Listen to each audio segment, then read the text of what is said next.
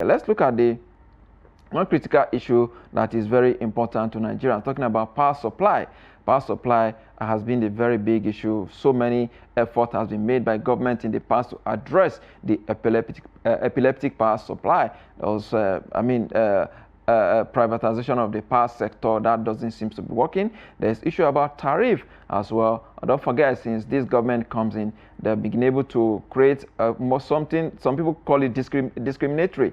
Some call it segmentation of Nigeria power supply into band A, band B, band C, and even band E as well. But there's also a new proposal now to increase tariff, to hike tariff by 65%. Allegedly, the federal government has denied that it is not going to be up to 65%. We wait to see how much it's going to be, but it's expected to move from 116.18 kobo, 116 naira 18 kobo to 193 naira and 63 kobo per kilowatts per hour.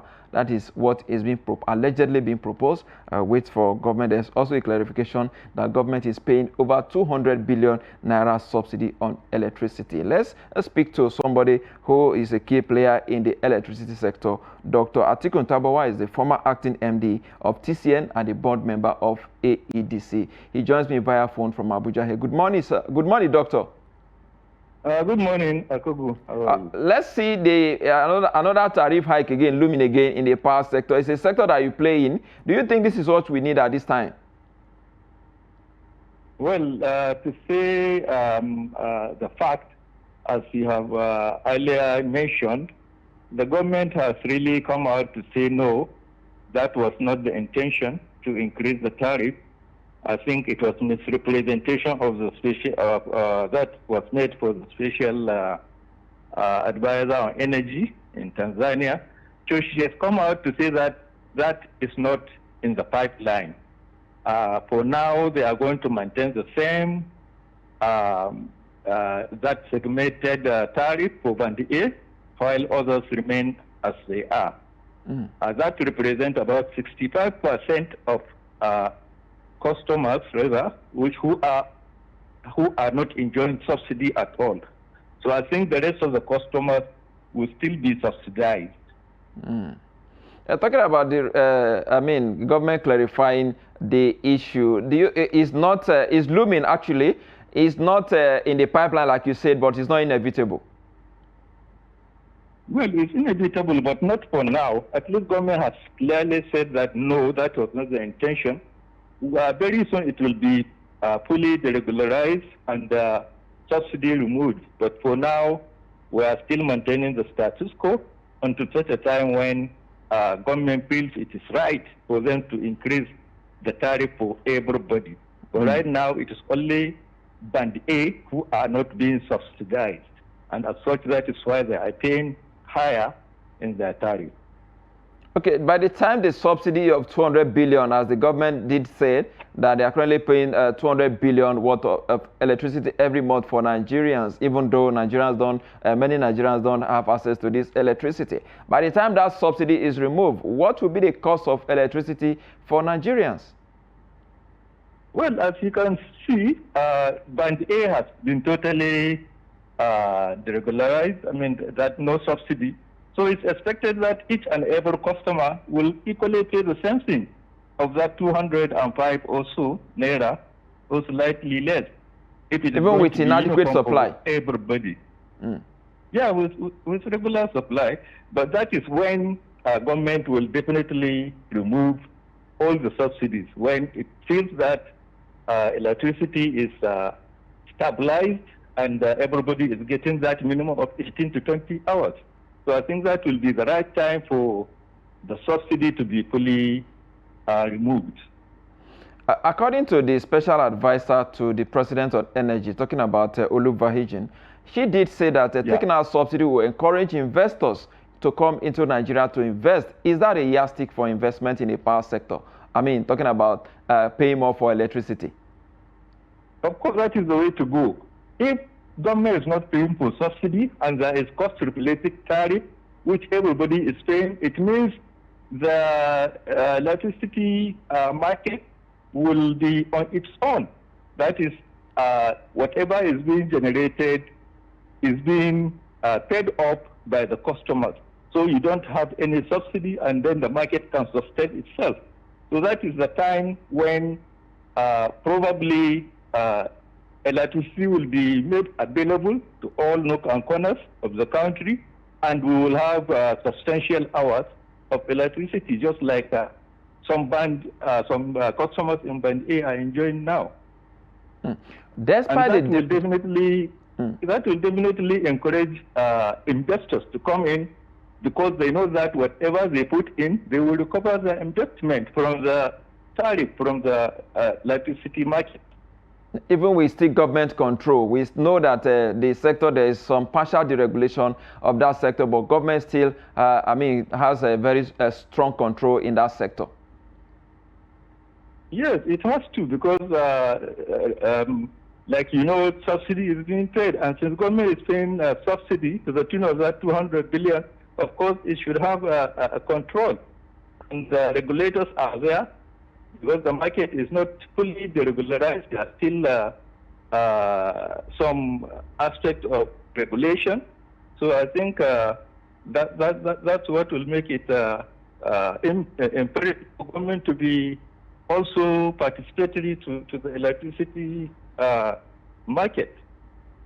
Do you think Nigerians, as currently still have the enough shock absorber to, take another subsidy removal, the effect of another subsidy removal? We saw what subsidy removal on petroleum is costing Nigerians. Taking out again on electricity, do you think Nigeria, who are already bearing so much burden, can actually bear that?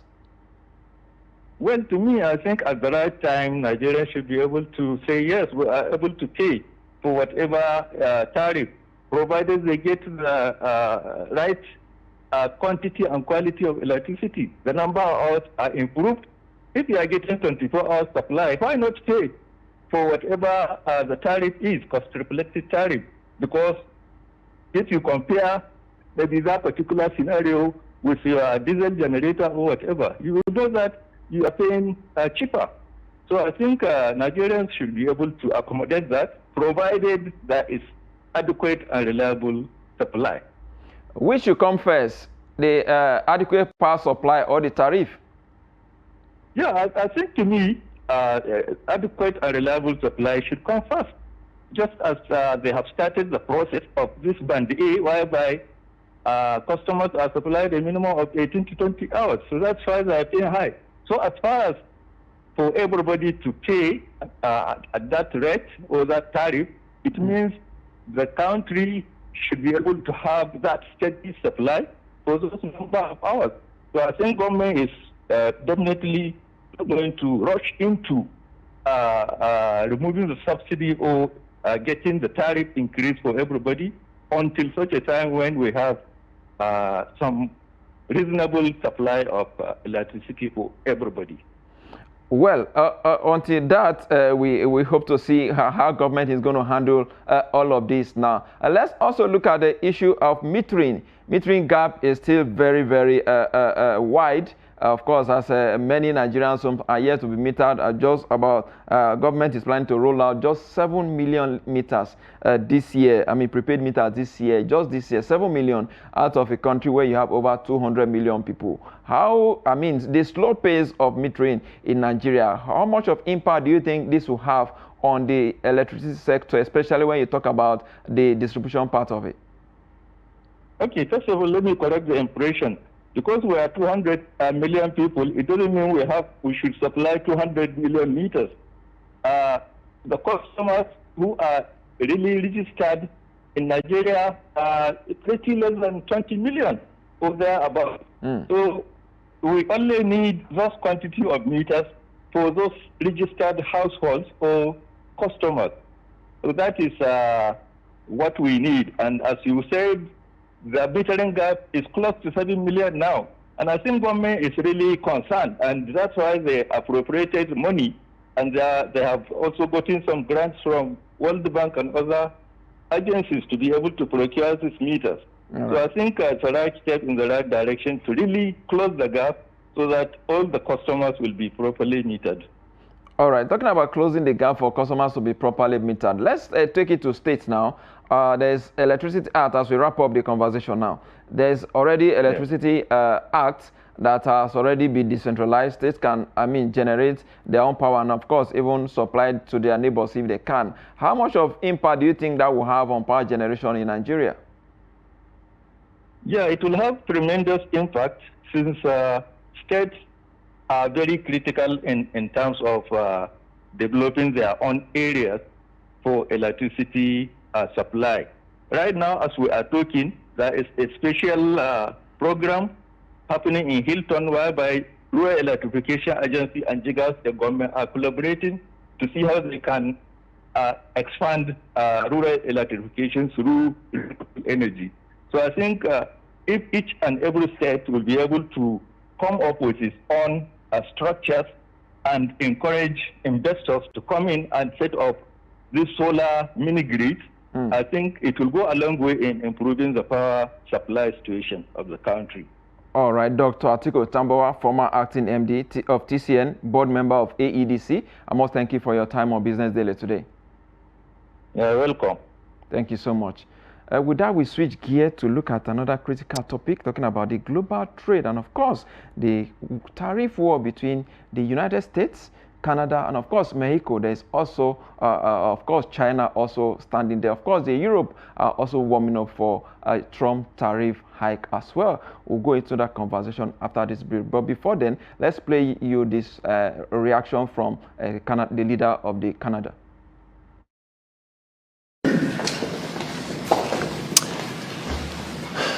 Bonsoir. Good evening. Today, the United States informed us they will be imposing 25% tariffs on Canadian exports to the United States and 10% on Canadian energy. A decision that, should they elect to proceed with, should take effect on Tuesday, February 4th. Cette décision met en péril une relation économique historique. Une relation qui a été la source de the free trade agreement that the President and I, along with our Mexican partner, negotiated and signed a few years ago. But it doesn't have to be this way. As President John F. Kennedy said many years ago, geography has made us neighbors, history has made us friends, economics has made us partners, and necessity has made us allies. That rang true for many decades prior to President Kennedy's time in office and in the decades since. From the beaches of Normandy to the mountains of the Korean Peninsula, from the fields of Flanders to the streets of Kandahar, we have fought and died alongside you. During your darkest hours, during the Iranian hostage crisis, those 444 days we worked around the clock from our embassy to get your innocent compatriots home. During the summer of 2005, when Hurricane Katrina ravaged your great city of New Orleans, or mere weeks ago, when we sent water bombers to tackle the wildfires in California.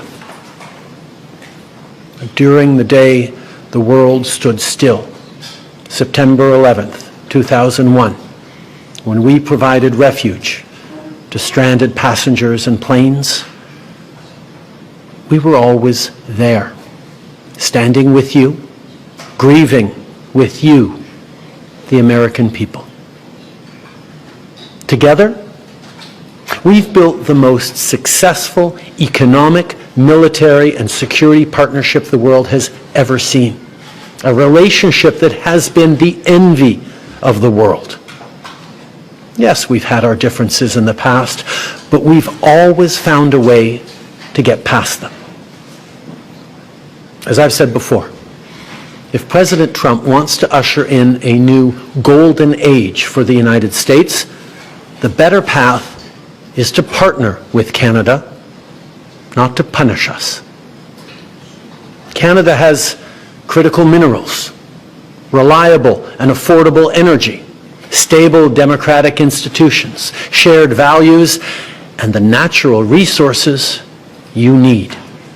Canada has the ingredients necessary to build a booming and secure partnership for the North American economy, and we stand at the ready to work together. Let's take a moment to talk about our shared border.